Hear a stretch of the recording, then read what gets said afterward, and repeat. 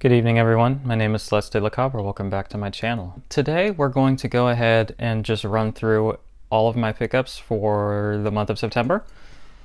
I got my Vinegar Syndrome package in, which typically means that's the end of the month and it's time to do the haul video. I first want to say thank you to KB Loves Movies because I just did an interview over at his channel and that should be up shortly, so please be on the lookout for that.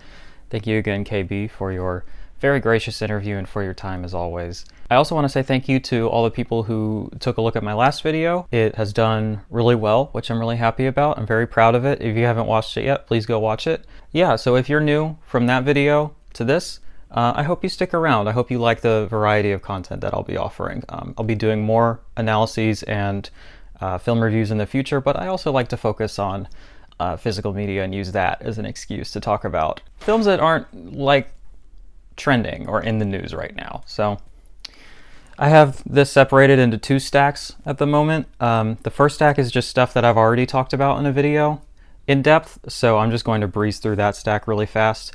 And then the second one, which is much smaller, is stuff that has come in since my last Blu-ray update that I'm hoping to talk about a little bit more in depth. Before we get started, I actually do want to highlight one little pickup, and I mean that very literally. While I was at Disc Replay over in Indiana, in addition to the films that I picked up, I grabbed this little guy. This is a little Godzilla figure, but it's specifically the Fire Godzilla variant that shows up in Godzilla vs. Destoroyah, which is my second favorite Godzilla film of all time.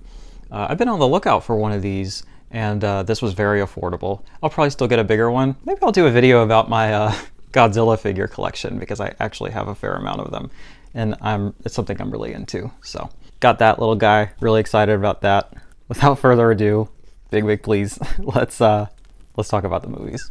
Put him right there. Okay, so first from Disc Replay, we got the Where the Wild Things Are, The Never-Ending Story Blu-ray double pack, Legend of the Guardians, stop biting me. Legends of the Guardians, The Owls of Ga'Hoole. We got the limited edition Scott Pilgrim vs. the World Blu-ray Steelbook.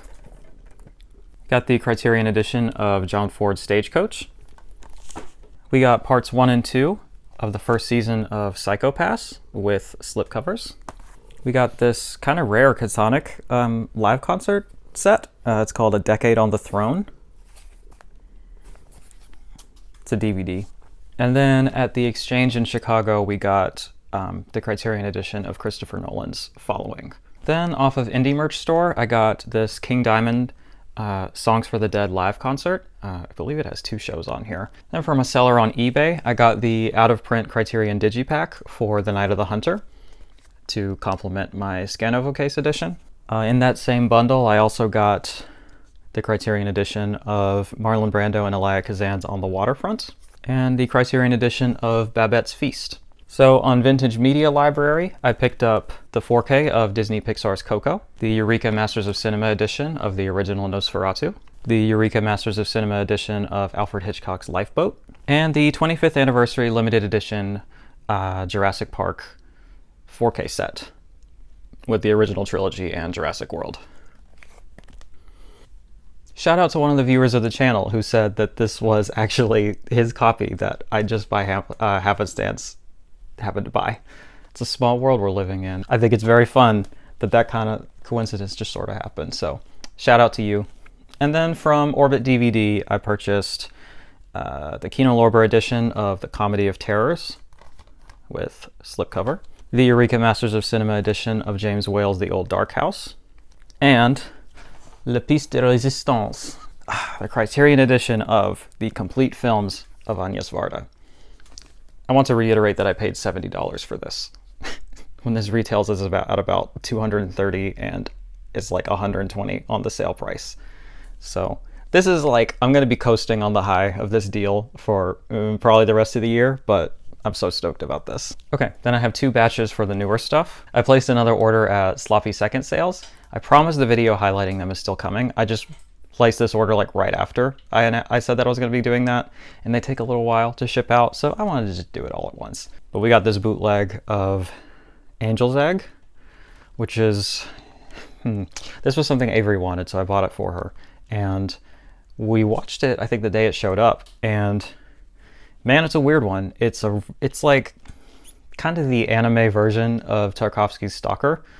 If you've seen that, and if you liked that, you'll probably like this. It's just extremely philosophical. It's almost plotless, and it's very slow, but it is so beautiful, and I love spending time in this kind of gothic dystopia that has been created here. This is a really fun one to kind of talk about and analyze, so if you're into that kind of thing, definitely seek this out. It's free on YouTube, but this was in excellent quality, so I'm excited about that. And then we got this other bootleg of Begotten, and it also includes Den of Celestial Birds, which is a short film he did. This is also free on YouTube. It's not in the best quality, and I don't know when. It was announced to have an official Blu-ray release a while ago, and it just never happened. So I figured in the meantime I'd go ahead and grab this. It's supposed to have two versions of the film. One is like the best surviving transfer of it that he could find, so in the best quality there. And then another one is an AI upscaled 1080p. Which I'm excited to check out because I have hopes that it'll look good. And then yeah, this short film that I haven't seen yet. But Begotten is something that I watched for the first time recently. This is another really abstract sort of film. It's really fucked up and really disturbing. And yeah, I think there's a lot of ways you could go with it in terms of the analysis, but I think it is such a unique and beautiful film. And I highly recommend anybody who's into avant-garde cinema or experimental horror to check this one out immediately. Okay, and the last stack I want to run through relatively quickly, we'll see, is my Vinegar Syndrome order that showed up. So I've got two partner label titles on top, and then just the subscriber package after that. So first partner label title I went ahead and picked up was Factory 25's The Oregonian, is how I'm going to decide we pronounce this. There's the back art, which I like a lot more after having watched the film. There's your case artwork, which I'm a huge fan of. There's your special features if you want to check that out. And the disc is in my Blu-ray player right now, actually. So here's the reversible cover art, which I think is fun. It's kind of like a little book. And then you have this little booklet in here too. Now I watched this the day I got it too, and man, is it a weird one.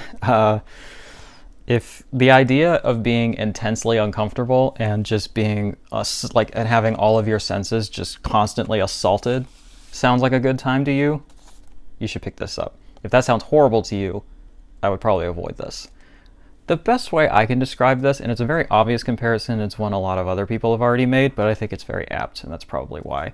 But if you took only the super abstract, bizarre, fucked up parts of Twin Peaks and took out any of the actual like linear storytelling or the actual parts that have grounded characters in a more, let's say, traditional narrative, if you only took those really weird like Black Lodge parts or any of the other various scenes that are really fucked up and disturbing, if you just took that and you stretched it out to a feature length runtime, kind of what this is like. It's very Lynchian. It's got that great sort of Northwest forest type of setting.